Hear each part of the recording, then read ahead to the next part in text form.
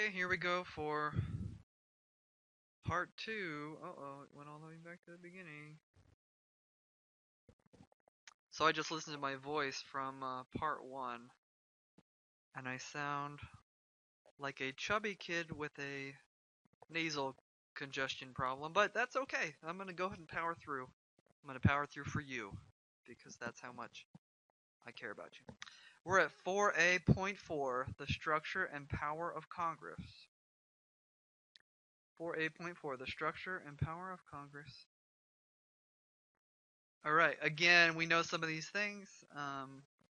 You know, I say write down what you don't know, but hey, it never hurts to have a little repetition, so write down anything you want to know, even better. How about that? We have a bicameral legislature. There are 2 chambers. Do you know what they are, kids? They are the Senate and House of Representatives. Very good. You're my shining star. Many other nations have 2 house legislatures, but the upper house is largely ceremonial, like in England. Did you know that England is the same as Britain? They have the House of Lords, but it's largely ceremonial. I couldn't tell you much about the House of Lords. Maybe you can tell me from your AP Euro experience. Why would we have this 2-house legislature? We talked about it again. It's to protect against an overly powerful single legislature. Bicameralism helps create a moderating effect on the power of Congress. So you don't want Congress to be too powerful and just do whatever they want. So let's create 2 Congresses, a Senate and a House of Reps. And let's make one of them get elected every 2 years and one of them get elected every 6. And that'll definitely create more difficulty and more inefficiency in the passing of laws. There'll be no steamrolling and infringing on people's rights. The House of Representatives was expected to reflect popular opinion. That's because of the every 2-year election thing. And I would say they more accurately do today represent the pulse of the American citizen, how they feel. And the Senate was to provide more stability, continuity, and in-depth deliberation. That's because of that 6-year election cycle that allows them to be much more stable. Bicameralism, this 2-house legislature, was the really main part of the Connecticut, aka the Great Compromise at the Constitutional Convention. Alright, delegated powers granted to the national government. Alright. These are expressed or enumerated powers that are actually spelled out in the Constitution. Make these a synonym in your head. They're the same thing. Alright, this list goes on and on, so get ready here. Alright, you may need to listen and then pause it when it's done. These are powers in the Constitution that it actually says that Congress can do, and many of them are quite important. You see a lot of bold words on there, so pay attention, take your time. Okay, this is number 1 for a reason. They can levy taxes. In other words, create taxes the American people have to pay. Alright, another way to phrase this is that revenue bills, any bills involving the raising of money, must begin in the House. And I talked about how sometimes they go against this tradition, like the government shutdown was actually solved, so to speak, or the ball started to get rolling in the Senate this time. But technically, revenue bills supposed to start in the House. They're supposed to deal with money to levy taxes. Spending of money for the common defense and public welfare. Borrowing money. Regulating foreign, interstate, and Indian commerce. AKA the Commerce Clause. This clause has been tested frequently in the courts due to its broad interpretation. Like, we've seen it used for guns, and we've seen it used for the steamboats, right? It should ring a little bit of a bell. Commerce Clause. Depending on your interpretation on what the federal government can do. Establish naturalization and bankruptcy laws. I believe naturalization is citizenship and bankruptcy laws. Coin money. Establish weights and measures. Punish counterfeiters. That's very specific. Establish post offices. How exciting. grant copyrights and patents, create courts inferior to the Supreme Court, so courts that are below it. We'll have a whole unit all about that later. Define and punish piracy, and declare war. That's a huge one. That should be bold. Declare war. Remember, the president cannot declare war. Congress. Only Congress can. Raise and support an army and a navy. So they're going to pay for the war too. They can control, let's say a president's, taking some military action they don't agree with. Well, they'll just defund the army. How are you going to pay for that, Mr. President? All right, I have various slides here if you want to pause it. It's just visuals of everything that I just said.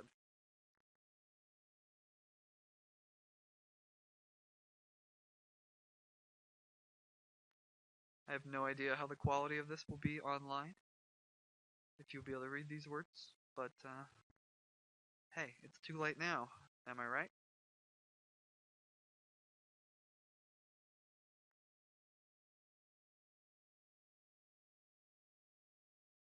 You can see there's even more that I didn't even go over, but that's okay. Like 13 and 14 are like similar. Alright, then there are implied powers. You need to know what an implied power is. Maybe it's a good time to write it down. An implied power is suggested, but not actually written in the Constitution. A lot of this is based on the elastic clause, which is also known as the necessary and proper clause. Congress may do anything necessary and proper for the United States. That's really open to interpretation, right? It's elastic, like a rubber band. It can be stretched to fit in many different scenarios, and it's been a major source of contention in American history. This stuff is not in the Constitution, but it seems to be implied, like our ability to have a national bank. We talked about that before. The draft. Should you be able to draft people in times of war? Well, it's not in the Constitution, but doesn't it kind of make sense? It's implied that the government should be able to do that, maybe. To have paper money, to have an Air Force, a CIA. How could they have ever known we would need an Air Force in the Constitution? So we just assume that that's okay, that it's implied. You should know the difference between a strict and loose constructionist approach. So a strict interpretation of the Constitution would say, does it mention a bank in the Constitution? No, then you can't have a bank. Does it mention the draft in the Constitution? No, then you can't have a draft. Okay? A loose interpretation would say, necessary and proper. Does it mention the draft? No. Well, that's okay. That should happen. It's no problem. And then these interpretations come into play in Supreme Court cases when a judge looks and, when all 9 judges look, depending on their interpretation. And especially the old cases when they were first figuring out the Constitution and what was allowed, this was really looked at very closely. And then there is inherent powers. Ooh, look, it's bold. Inherent powers. Do you remember what an inherent power is? Oh, I bet you forgot. I bet you forgot. An inherent power is one that a government should just simply have by virtue of being a government. This is also not in the Constitution, but less people argue about these because it's just kind of common sense. These are powers that all governments have, but they didn't happen to list it in the Constitution. Examples of this are like dealing with immigration, adding new land like the Louisiana Territory. It wasn't in the Constitution. It makes perfect sense we should be able to add new lands. Granting diplomatic recognition, in other words, recognizing other countries. Shouldn't that be okay? So the founders didn't put every single little thing in the Constitution, but inherent powers say, it's common sense. Can you figure out the difference between inherent powers and implied powers? Implied, these are more controversial because are they necessary and proper? Someone could fight about the bank. All right, I don't think there should be a bank, but I'm not saying that. I'm saying they could say, I don't think there should be a bank. But very few people are going to say, I don't think the government should be able to regulate immigration or buy new lands. Because every government can do those kinds of things. All right, institutional powers, those that relate to a system of checks and balances. Okay. The Senate ratifies treaties. Ratifies means passes. With a 2/3 vote. So Treaty of Versailles is my favorite example. President Wilson goes to Europe after World War One, plays a big role in getting the Treaty of Versailles created, comes back to America, can't get the Senate to actually pass the treaty. A 2/3 vote is a pretty hefty number. And in fact, the treaty is never ratified, and we never joined the League of Nations or any of that stuff. So just a president going to a country and signing a piece of paper really means nothing. You have to come back and you have to get approval in the Senate. Notice the House does not need to approve these treaties. The Senate is the one you'll see repeatedly kind of checking the power of the president specifically. Remember, they have their own little powers. House, money, deals with money. Senate checks the power of the president, especially with appointments and treaties. Speaking of appointments, look at the bold. The Senate approves presidential appointments with a simple majority vote. So there are 100 senators. Let's say a Supreme Court justice retires or dies. Someone on the Supreme Court. Right now, President Obama would pick a candidate that he likes, whose views he kind of agrees with. He would submit them to the Senate, and they could vote on that candidate to decide whether they agreed with them. Now, I talked about the filibuster, and it's in these presidential appointments in which the filibuster is used more than anything else. More than anything else. All right. So although it says a simple majority vote, let's be honest. Because of the filibuster, you really need 60 votes. So you can do cloture like we talked about, and you could stop the filibuster because presidential appointments are one of the most. Oh, go away! Stop it. Presidential appointments are one of the most filibustered activities, if not the most. All right. What does the House do? The House votes for impeachment.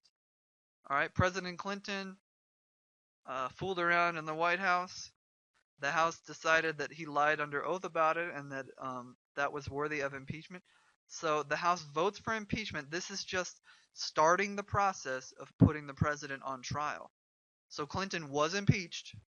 They got, all they needed was half of the votes. It was a Republican-controlled House, and so getting half wasn't too hard. I'm sure no Democrats, or barely any Democrats, voted for impeachment. It went to the Senate. Now, everybody knew that the Senate was not going to vote to get rid of him because it was not controlled by 2/3 Republicans. I think it got somewhere between 20 and 30 votes to convict the president. And no one has ever actually been impeached. So you'd have to get 66 votes, 66, 67 votes to kick a president out of office for real. Remember, they would have to commit a high crime and misdemeanor, which is kind of a vague term. Never has anyone actually been impeached. Well, I take that back. Never has anyone actually been removed, and we've had 2 presidents impeached. Andrew Johnson, my least favorite president, came right after Lincoln, kind of screwed up the Civil War, and President Clinton. Who can get impeached? The president, the vice president, and quote unquote all civil officers of the United States. The House of Representatives will elect the president if there is no electoral college majority. There are, I believe, 270. Oh, okay, there we go. You need to get 270 electoral votes in order to get a majority of the electoral college. And let's say you got 3 guys running, three girls running. How about that? You have 3 girls running, and someone gets 200, the other one's I don't know. I'm not good at math. Get like 125 each. Even though someone got 200, they didn't get 270, even though they got more than everybody else. We talked about it that this election would actually go to the House, and the House would vote, I believe, 1 vote per state, and they would pick between the 3 candidates who would be the next president. So even if someone got the least amount of those 3, the House could select them, and the Senate would elect the vice president. In Congress, you can propose constitutional amendments. You need 2/3 vote in both houses. We've had a FRQ about this. And each can seat, unseat, and punish its own members. So sometimes when a congressman gets himself in a little scandal, actually today I read, if you go to Google News right now, you see one of the guys from the House of Reps got caught with cocaine. He got caught with cocaine. And so what they often do is they'll come back and they vote. They vote to censure that member, to kind of punish them, and they're like publicly shaming him and possibly setting the stage to kick them out of the Senate, make their vote not matter, or not just Senate but the House as well. Here are some powers that are denied to Congress. Getting near the end here. These are all things we talked about before. They cannot pass an ex post facto law. An ex post facto law is a law that retroactively punishes people. Okay, so you can't pass a law that says, hey, anybody that did this thing in 1997, you're going to go to jail for a year. You can't pass that law in 2012. Okay, you can pass it now and say, hey, I'm trying to think of an example. Say you can't moonwalk at Angel Stadium. If you moonwalk at Angel Stadium anytime in the last month, we're going to put you in jail. Well, that's not fair. You can pass the law today and say from now on, if anybody moonwalks at Angel Stadium, we're going to put you in jail. But you can't say we're going to punish everybody before this law existed. That's retroactively punishing, and that's against the law. You cannot pass bills of attainder, bills that are designed to punish a certain group of people. So you can't have a certain group in mind when you pass a bill, especially if there are negative consequences. And lastly, you can't suspend habeas corpus, which is holding a person without a trial. You know, sometimes we know somebody killed their wife, but we have very bad evidence or very weak case against them, and they get to walk the streets. As much as we'd love to throw them in jail, you can't hold them without a trial. If you're going to arrest them, you'll say, here's your date, here's your trial. You know, if you want bail, that's fine, but you're under arrest. The only time you can suspend habeas corpus is during rebellion or invasion. The United States suspends habeas corpus when we arrest terrorists, but notice that we keep them abroad. We do not take them back to America. This is the whole reason why Guantanamo Bay in Cuba exists, because we don't want to take them back to America and have to deal with, they might have actual rights if they came here. We might have to grant them habeas corpus. So if you're here in America, you cannot be held in a jail cell for more than a certain amount of time without being given a trial or being let go. Hey, we're done. Prove to me that you actually watched this video by remembering the key phrase. The key phrase is Milky Way fun size. Milky Way fun size. Remember that fun fact, ladies and gentlemen. Thanks for watching my very first online lecture. You're a scholar, an achiever, and a champion.